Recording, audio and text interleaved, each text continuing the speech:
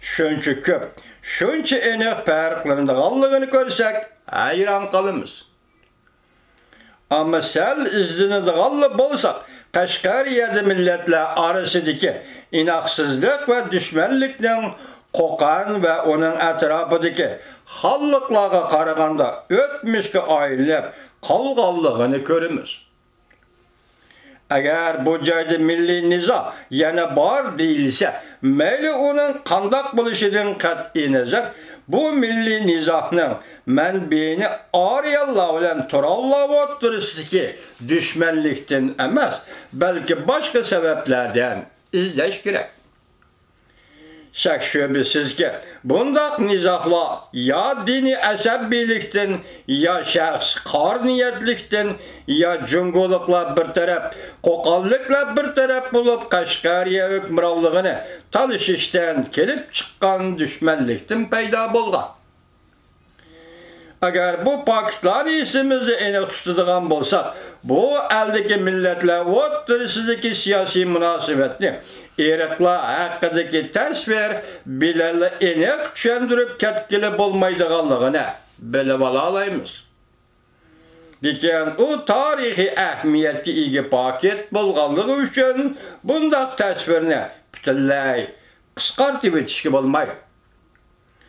Hozir Jungariya va Sharq Turkistonda otilayotgan bu notunosh rayonlarning aholisi texi yaqinqi zamonga qadar saptatar deb qaralg'achqa, ular Turollarning bir toifasi deb hisoblanadi. Uyg'ur, anglab qo'yam tasvirlarni. Yelimi ba'zilar bu ta'birga intayin to'g'ri deb ishonmoqda. Yana bir qism kishilar bo'lsa, boshqacha asoslar bilan bu qarashni rad qilib o'tadi. Bunda qaraganda bu bir qadar ishonchlikda qiladi, kechiringlar. Shak shubasizki, bu yerning asli aholisi tarixda Uyg'ur deb atalgan. Ya Allah. Bir ism bor ekan. Men burun o'qigan edim, buningga toza diqqat qilmabdim. Endi zizavirdan chiqib o'tadi gaplar vatandosh. Bu yerning asli aholisi tarixda Uyg'urlar deb atalgan. Bu millat haqiqatan tatarlardir, meni ko'ram. Uyg'urlar haqiqatan tatarlardir. Bo'pti, qarindoshlarga tatarlardir. Lekin o'ttir asrning dastlabki mezgillarida Qashqariya bilan savdo-sotiq qilishgan tojik savdogarlari bu alda ko'plab o'ltiraqlashgan. Charles Bolger apandi faqat Toshqo'rg'on noyisi degan bir noyi bor. Faqat bir noyi. Shuning bilan Uyg'urlar ota bovullardan tortib o'ltiraqlashib kelgan bu makon tadrijiy holda tojik ko'chmanlari yoki doirda makonlashgan rayonga aylanib qolgan. Bu jumlalar butunlay xato vatandosh. Bu tojiklar tadrijiy tatarlashib ketgan. Lekin ular o'zlarining aslidagi Ariyallarga xos alohidliklarni yanada shak shubhasiz saqlab qolgan Akavka Schlagentibet va ulardan keyingi Shaurobet apandim mushu qarashni hammadan ilgari tashabbus qilganlar edi. Bu qarash hozir umumiylik e'tirof qilinmoqda.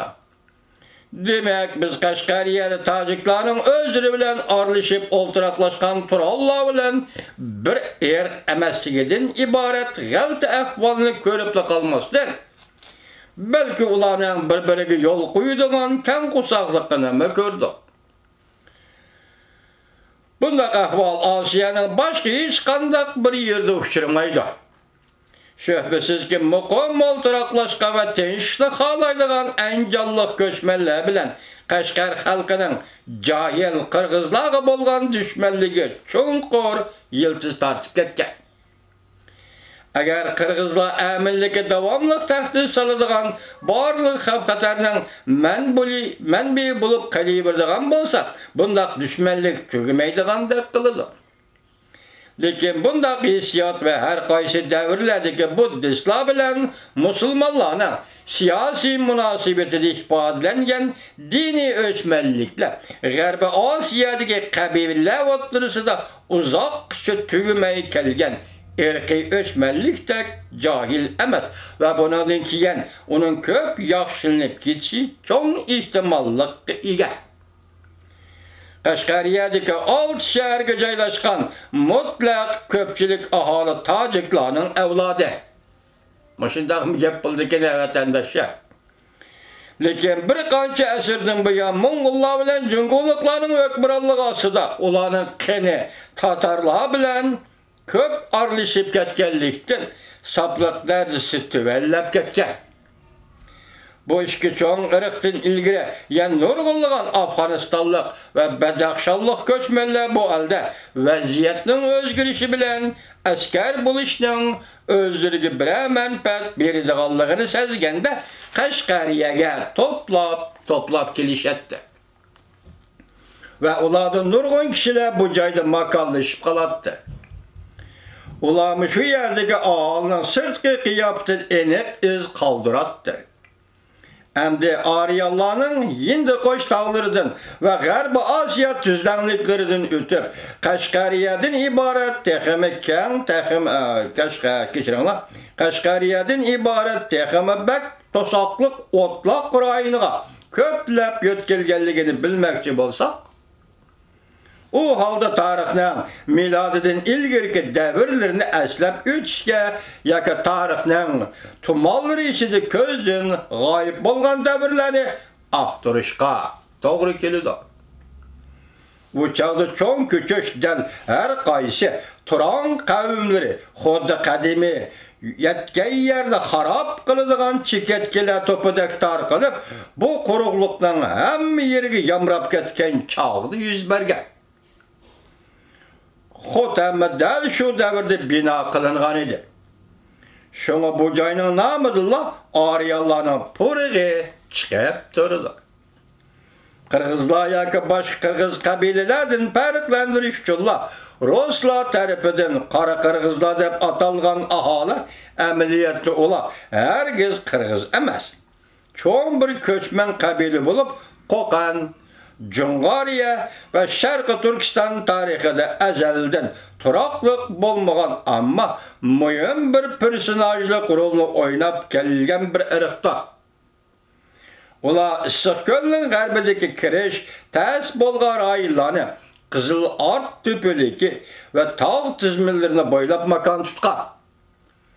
Bu qabila o'z oldiga mustaqil yashagan hamda o'ziga qo'shni ellarga parokandachilik soladigan ofatning manbai bo'lib kelgan edi.